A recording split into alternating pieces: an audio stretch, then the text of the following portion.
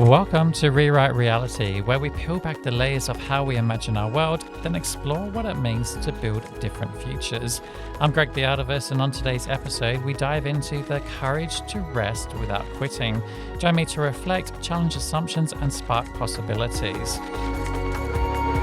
Thanks for being here. Let's get into it. We live in a culture that confuses rest with weakness. Stop moving and you're lazy. Pause and you're falling behind. Take a break and you're giving up. But here's what I've learned the hard way. Rest is not quitting. Rest is what makes it possible to not quit. Because our bodies are not machines, our spirits are not algorithms. We can't run endlessly on pressure and outrage. We need pauses, seasons, and recovery. I used to push myself past every limit. One more project, one more email. Come on, Gregg, just do that one more campaign. And for a while, it worked until it didn't. Burnout crept in quietly at first. I didn't even recognize it. A foggy head, low energy, less joy. And then it hit harder. Complete disconnection from everything and everyone, and even that work I thought I loved. Those years in therapy became the turning point. Session after session, I had to confront not just the burnout, but my own resistance to slowing down. I struggled, and if I'm honest, I still struggle to bring rest to the forefront of my life. But what I began to see is that if I didn't learn to rest, I'll have no choice but to quit. Rest is not an indulgence, it's a resistance. It's a refusal to let a system of endless extraction own every part of us. And in movements for justice, rest is strategy. Because the work is long, the fight is ongoing, and exhausted people can't build new worlds. I think about this often when I'm in the garden. Plot zero doesn't produce constantly. The soil has to rest, the crops need to rotate. And as I watch the rabbits, they're stretched out in the sun doing absolutely nothing. And that's part of their health. So why should we expect less for ourselves? Still, I know rest feels hard. The pressure to keep up is real. And unfortunately, not everyone has access to it. That's why I believe we need to normalize rest as a collective practice, not just an individual luxury. Friends covering for each other, communities sharing care, movements making room for pauses without shame. Because rest isn't about stepping out forever, it's about stepping back just long enough for us to step forward again with the honesty or the clarity or the strength needed for those steps.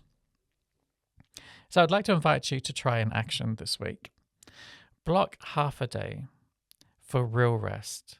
No errands, no chores, and definitely no screens. Sleep if you need to, walk if you want to, sit still if that's what your body is asking. And if half a day feels impossible, trade with someone you trust. Cover for each other so you both get a turn, a friend, a neighbor, a colleague at work. And here's my personal moment on this. There was a time when I thought the only way to prove my commitment was to keep going at all costs. But the truth is, some of my most meaningful insights ever have come after I stopped. When I was laying on the couch or staring at the ceiling or my hands in the soil with no agenda. Rest didn't take me away from the work. It brought me back to it, clearer, softer, and even stronger than ever. I know how hard it is to rest when the world feels like it's burning, but maybe that's exactly why we need it the most. I was at the cinema recently and a line stuck with me. Life only feels short when you're moving forward and don't want it to end. And it made me stop because so often I feel like time is running out, that the days are too short, that life is too short, that there's never enough to do what I want to do. But what if that feeling isn't about scarcity? What if it's about flow? When you're present, when you're moving in something you love, you didn't want it to end, and that's why it feels short. I've always thought of time pressure as something done to me. The chaos of the world, the endless crisis, the overwhelm, the competition. But maybe, just maybe, the other side of that is an invitation to create more moments I didn't want to end, to let rest open the door to presence, not just to recovery. Because the work ahead isn't just to survive collapse, right? It's to imagine and create something beyond it. And that takes stamina, it takes creativity, and it takes presence. None of which survive burnout, speaking from experience.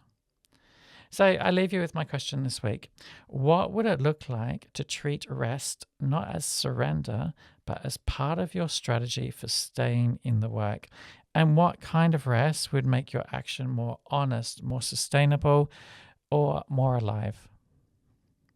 Thank you so much for listening to this episode of Rewrite Reality.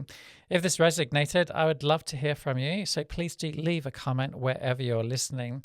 What are you feeling? What came up for you? What's your take on today's topic? And consider sharing it with someone who might also be thinking deeply about the world around them. And be sure to subscribe so you don't miss future episodes as we keep peeling back the layers and reimagining what's possible. And if you haven't already, check out Gregg the Artivist app. It's your hub for everything from listen podcast episodes like this one to watch featured videos to upcoming online and offline events. And it's also the easiest way to stay connected with our growing community. You can download it now from the App Store for iPhone users or Google Play for Android. If you prefer, there's always gregtheartivist.com for supportive information and more to this and all other episodes. Until next time, it's bye from me for now.